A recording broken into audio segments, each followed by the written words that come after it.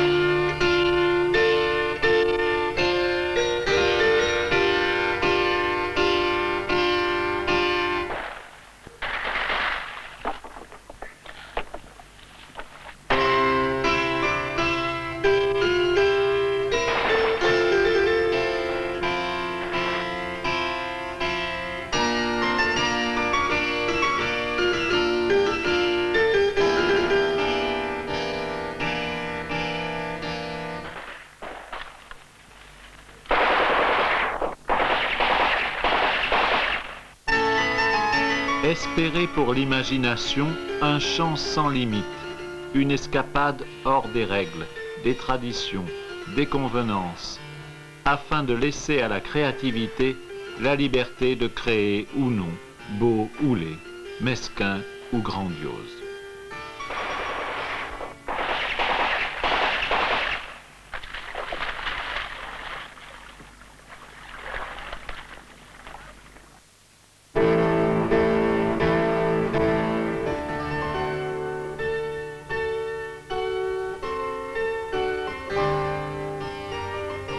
À Strasbourg, dans ce vieux quartier que l'on nomme la Petite France, nous avons retrouvé Ambroise Monod dans son atelier.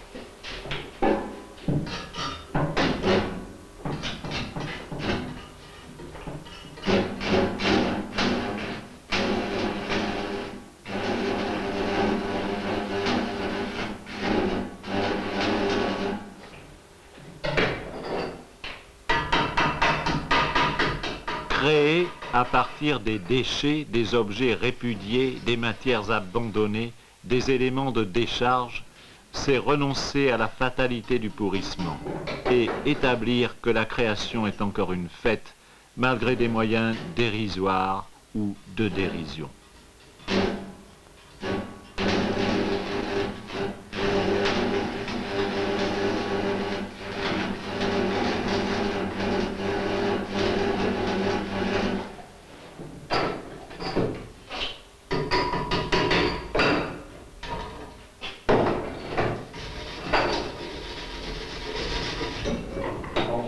Il y a longtemps que vous avez pris cette manie de trafiquer les ferrailles.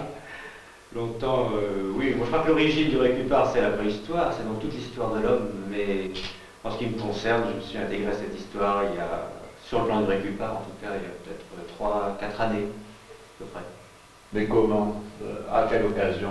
Oh, c'est né d'un certain nombre de circonstances où ma famille et moi, on s'est trouvés dans la nécessité de se créer son propre environnement avec très peu de moyens à l'étranger. Du terrain vague, on s'est aperçu qu'on pouvait extraire un environnement viable. C'est parti de là, je crois. Le terrain vague, c'est donc votre terrain de départ? Oui, ça devrait être le terrain de beaucoup d'autres aussi, parce que c'est des terrains très très riches, c'est déjà cher. On peut y semer, on peut y récolter énormément de choses, je crois. Qu'est-ce qu'il y a dans ces terrains vagues? Ah, c'est très divers. Pour le moment, on s'est un peu cantonné à la ferraille, tout ce qui était métallique. Mais en fait, il y a aussi de quoi faire des bibliothèques, il y a du bois, il y a des matériaux en carton, il y a des éléments plastiques qu'on peut découper. Il y a vraiment énormément de choses et des choses incroyables, vraiment totalement incroyables.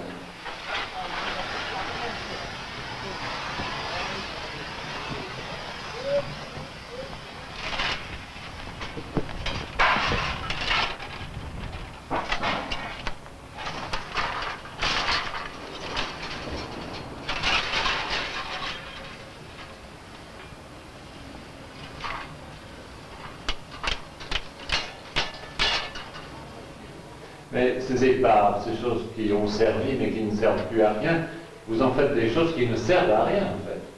Oui, la destination première de ce qu'on trouve, c'est pas que ça resserve à quelque chose. En tout cas, ça ne resserve jamais avec la fonction que ça avait primitivement.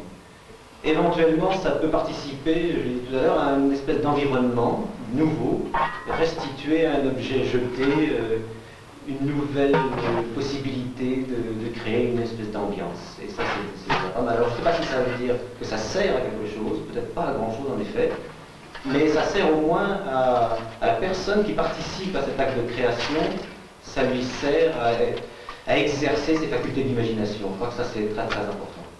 C'est ce qu'on appelle la créativité en somme. Donner des occasions, créer des lieux, créer des moments où l'imagination peut trouver un champ d'application. Moi, je suis un peu consterné par la manière dont, dans notre société spécialement, on endigue l'imagination. Tout esprit créateur est maîtrisé, réprimé. Moi, je crois que c'est important d'apporter, même si c'est pour une contestation de la société de consommation, d'apporter ces moments et ces lieux où il y a une possibilité d'expression et d'application de l'imaginaire. Je crois que ça, c'est très très important. Alors, est-ce que c'est une œuvre d'art? Ça, c'est totalement contestable, c'est totalement suggestif. Je crois que c'est pas du tout le but du Récupart de créer des œuvres d'art. C'est essentiellement cette occasion donnée à chacun de réaliser pour lui-même, et quelquefois pour d'autres, mais ça, c'est les circonstances qui nous y amènent, quelquefois pour d'autres, un objet qui l'interpelle d'une certaine manière, qui lui parle, qui lui dit quelque chose. Si cet objet ne dit rien, il faut passer son chemin, il faut en chercher un autre. Mais d'après votre expérience, est-ce que les autres, les gens, font facilement du récupart, créent facilement? Et la réaction la plus ordinaire, c'est d'apprécier le récupart d'abord sur le plan de l'humour, en disant, bon, c'est une façon humoristique de s'exprimer. Le deuxième niveau, c'est de dire, en effet, il y a là une possibilité qui doit être facile de s'exprimer, surtout à partir de rien. Ça n'a pas de valeur.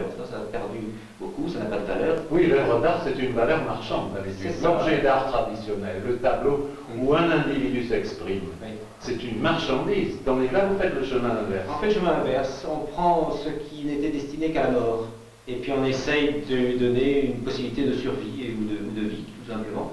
Mais alors la réaction des personnes qui aperçoivent le Récupart, c'est naturellement de se dire, c'est pas de l'art, c'est peut-être de l'humour, et elles ont une espèce de sentiment que c'est assez simple. Alors on s'aperçoit, quand on s'est invité à venir à l'atelier, on s'aperçoit qu'en effet, il y a des blocages énormes dans chacun de nous, pour pouvoir, devant des possibilités, ou devant un tas de ferrailles, pouvoir déceler des matières, des formes, des agencements de formes, des constructions qui pourraient avoir un sens, qui n'en ont pas forcément, mais qui sont potentiellement porteuses de sens. Il y a une espèce de pari, c'est une aventure d'une certaine manière. On s'aperçoit quand même que dans le système éducatif traditionnel, on crée des possibilités de répétition d'objets, de copie. La copie, par exemple, ça fait beaucoup, mais d'invention assez peu.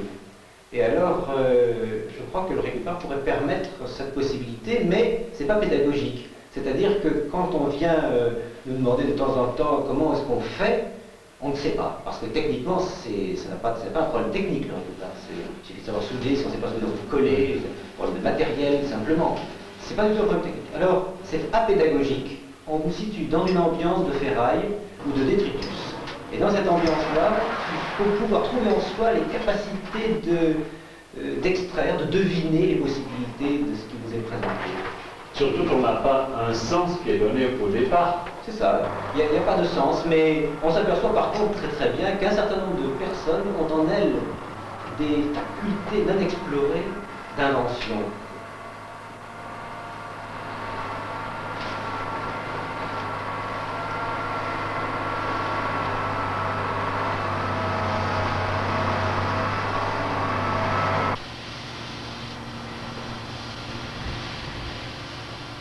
On n'a pas encore dit ce que ça voulait dire, cette expression récupart. Oui, ça ne peut se discuter qu'au niveau de récup, parce que pour l'art c'est plus difficile, mais à propos de récup, disons que l'expression est venue de la simple constatation qu'il s'agissait d'emprunter, Je crois que le mot maintenant est trop chargé de sens souvent péjoratif. Il faudrait peut-être dire contester, il faudrait peut-être dire interpeller, mais ça s'appelle récupère comme ça. On ne peut pas en dire beaucoup plus, je crois, sur le thème même de la récupération. Il s'agit quand même d'emprunter à la mort, de tirer du déchet, de la mort, un certain nombre de choses qu'on voudrait donner sens, un peu donner sens, une perspective de nouvelle vie, d'une certaine manière. Oui, ben justement, on peut se demander quand même si ça ne pourrait pas avoir un sens péjoratif, c'est-à-dire que ce serait finalement un art de récupération, c'est-à-dire comme la société de consommation s'est en inventée, un de ces arts qui permettent aux gens qui ne sont pas très dans leur assiette et pas très contents de rêver en marge de la société de consommation et d'avoir leur petite plate-bande folle sans compromettre le fonctionnement des motocyclettes, des télévisions, etc. Oui, il n'y a pas de situation qui soit un peu en action, qui soit sans risque. Je crois en effet que ça peut être d'une certaine manière interprété comme ça, sinon que fondamentalement, l'intention, c'est pas celle-là. L'intention, c'est quand même sur un point très particulier, très précis, dont on a conscience que c'est un lieu limité, on apporte une faculté, une possibilité d'action, de revendication, qui se situe à un niveau précis, qui est celui disons de la récupération ou de l'interprétation du déchet, moi je dirais plutôt de la contestation d'une société véritablement excrémentielle qui vit de gaspillage, et gaspillage des choses. Alors le courrier qui part contesterait ça, mais gaspillage des hommes, écrasement de l'être, etc. C'est la même chose, c'est le même cheminement, c'est la même démarche. Elle peut être interprétée, je sais très bien qu'elle peut être interprétée comme ça, sur le plan simplement de l'amusement, de la distraction. Je dirais d'ailleurs à la limite que si c'est vrai que c'est un peu distrayant, c'est pas plus mal, mais c'est pas que ça.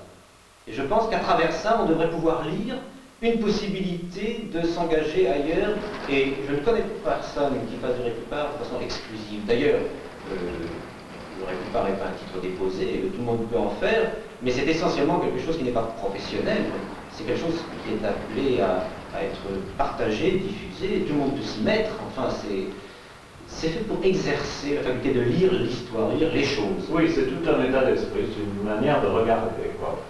Oui, moi je crois que c'est une manière de regarder l'histoire dans laquelle nous sommes. Or, nous sommes, nous, ici, impliqués dans une société de consommation et de gaspillage. Je crois que ça, c'est une des dominantes de la société actuelle, où tout est mis et investi dans un cycle de consommation, de production à des fins de déchets, finalement. On calcule même les temps de viabilité des choses. Enfin, on sait que dans quelques mois, telle voiture, normalement, tel essieu va casser, on jettera, on va casser tout ça.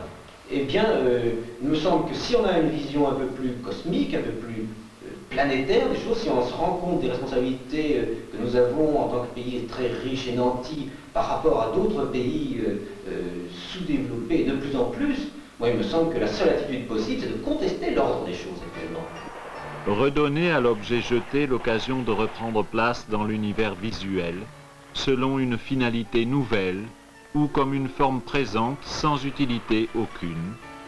Saisir les possibilités de libérer l'imagination, de désobéir à la norme, de déserter la légalité, de réaliser l'imaginaire dans un acte qui préfigure la libération espérée du monde. Ça veut dire aussi que même dans les situations les plus déprimantes, les situations de déchets dans lesquelles on est d'une certaine manière, et nécessairement, je crois, les uns et les autres impliqués, même dans ces situations-là, il y a des possibilités de surgissement d'autres choses. Moi, je pense que le réculpable, d'une certaine manière, c'est la contestation de la fatalité. Il n'y a pas de mort définitive. C'est un peu évangélique, ça. Je suis venu chercher et sauver ce qui était perdu. Oui, mais c'est pas pour rien. C'est pas pour rien qu'il y a le thème de la résurrection. Moi, je peux, d'une certaine manière, et peut-être d'autres, le lire dans ce processus qui consiste à ramasser ce qui a été jeté, voué à la destruction, au feu, Le ramasser, lui donner une nouvelle forme, une nouvelle vie, et le revoir dans un salon ou au milieu d'amis, apporter une présence simplement en tant que chose. Mais les choses, c'est nous aussi. Les choses, ce sont les êtres. On est d'ailleurs déjà soi-même passablement des choses de réguparte, parce que comme stratification d'éducation, d'idées toutes faites, d'instinct, d'habitude, etc., c'est très composite un être humain. Et oui, c'est très composite. Tout est fait comme ça, et je crois qu'il faut avoir conscience de nos hérédités. Alors nous vivons une hérédité extraordinairement chargée de responsabilités, je crois. Mais il faut pouvoir prendre conscience de cette hérédité-là et de la solidarité. Et quand on fait une pièce en régupart, je pense à cette forme-là, ou à n'importe laquelle, ou à cette pince que j'ai en main, ce sont des hommes qui les ont faites, qui ont travaillé, qui ont sué pour ça, qui sont rentrés chez eux, qui se sont réjouis ensuite. Tout ça, ça fait participer quand même à la vie qui nous entoure. Ça, c'est important, il me semble. Et même par le biais des choses. Et je crois qu'on prend le risque d'être perçu comme des amuseurs. Ça a un côté blasphématoire, si vous voulez. Cette clé anglaise, quand même, hein, un ouvrier a sué avec, et vous en faites un bec de perroquet ou je ne sais pas quoi. Moi, je crois que c'est un côté blasphématoire, peut-être. Ça peut peut-être avoir aussi un côté poétique. Ça a essentiellement un côté parabolique. Ça veut parler aux gens. Mais pour ça, il faut écouter. Et là, en l'occurrence, il faut écouter avec les yeux. C'est l'œil qui écoute. Il faut regarder autour de nous.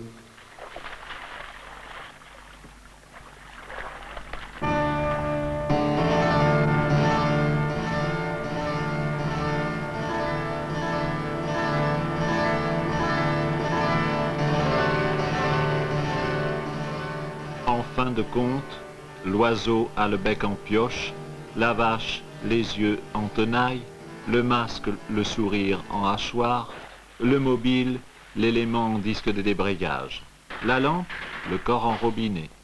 En fin de compte, le bracelet est une fourchette, le collier un contacteur, la ceinture une pièce d'horlogerie et le hibou une souche de bambou.